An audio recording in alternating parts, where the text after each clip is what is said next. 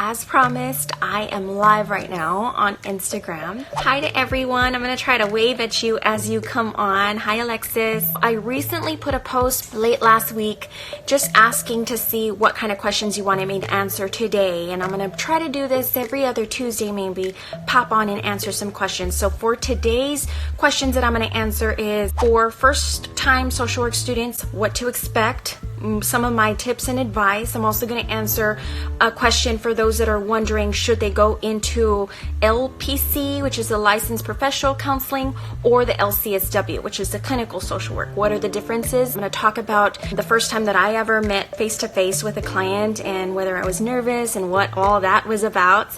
And I think one more thing is going to be, when you're applying to the school social work system, how long it takes, what kind of questions they ask on interviews. So if any of that interests you, please stay tuned. I am getting to those questions. And if you have another question that pops up while we're on here, feel free to drop it down and I'll go back through and just see if I can answer it right quick. Let's go ahead and start with what advice I would give someone that is starting their social work program. I would say, please don't feel like you have to know it all. Graduate school is supposed to really kind of break you down and get to your underlying issues, because you yourself are going to be working clinically as a therapist or as a school social worker in mental health. So the whole point of graduate school, which I don't think many people expect, is that you're not supposed to know it all. In fact, there's going to be a lot more questions before there's answers.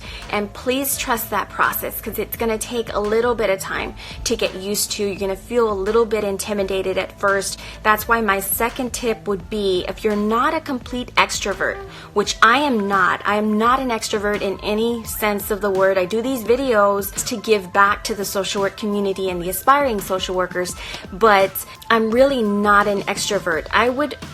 So my tip for introverts would be, make sure you have a friend in each class, because if you're not naturally extroverted, you're not naturally going to be inclined to speak up in class and do that discussion. You will be attuned and aware of what's happening because you're there and you're thinking, and you may write it down, but you will have to kind of work that through with someone eventually. Break down some of the lessons, some of the topics of conversation with them, or utilize the professor's office hours, because you really do need to be talking these situations out. That's part of the learning process when it comes to graduate school. Moving on, where did I do my field experience? My first internship was with Communities in Schools. It's a nonprofit that's contracted into most public schools, especially the needier, high-risk schools. And what I did there was I worked in an elementary school doing play therapy. So I really lucked out with that piece of my education and that experience.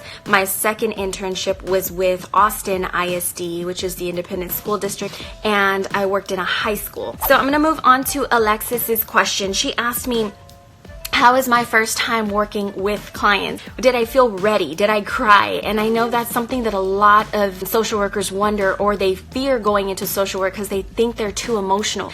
I am a complete empath. I'm very sensitive, and if you don't know, the word empath means you have a strong way of connecting with people and really feeling how they're feeling. It just kind of comes naturally. So no, I didn't cry, and yes, I felt prepared. And honestly, I think this is because I started off with Communities in Schools. So in Communities in Schools, they give you about a 3-day training, and in this 3-day training, they really break it down for you, as in how to speak to students and children in their developmental levels. I continue to teach my own interns off of that booklet because it was just such an easy to understand manual. And this is something I also want to offer to any of you if you're interested. It's socialworkscrapbook.com. You can search that, and there's a few tabs where you can click on work with me and you'll see my rates. I'm also going to be posting it up on IG stories. If you're concerned about how you're going to get when you're face-to-face with a client and maybe needing that extra support, I will provide that mentorship for you. So please don't feel like you're alone. We can do a free 15-minute consultation. In fact, I did just 2 earlier this week. So that was my first day working with kids. I kind of just felt ready to go. Yes, I was young. I must have been 20, 21 years old. I know we can get a little intimidated when we are so young sometimes. Don't let that that's not a barrier at all, especially if you're working with children. Once I got into working with the family, I was really completely nervous about that, but it wasn't really an issue. The family saw me making an effort, and I never tried to act as the professional, and I still don't do that now because I am still fairly young. I'm working now with high school and middle school parents, they're much older than me. I don't try to be the professional. I do let them know that they are the professionals. They've known their children their whole lives, and I align with my clients, especially if I'm feeling that they don't quite trust me or they think I'm too young. And it happens where we do feel like, I don't know if they quite trust me. I'm going to move on to the next question, which is from Jessica. She's asking, how long does it take before they even call you back? And what kind of questions should I expect if I'm looking to interview for a school social work position? It really depends on the district. So the district that I'm in seems to be pretty well organized. It's a much smaller district, meaning that the hiring process does go a little bit faster.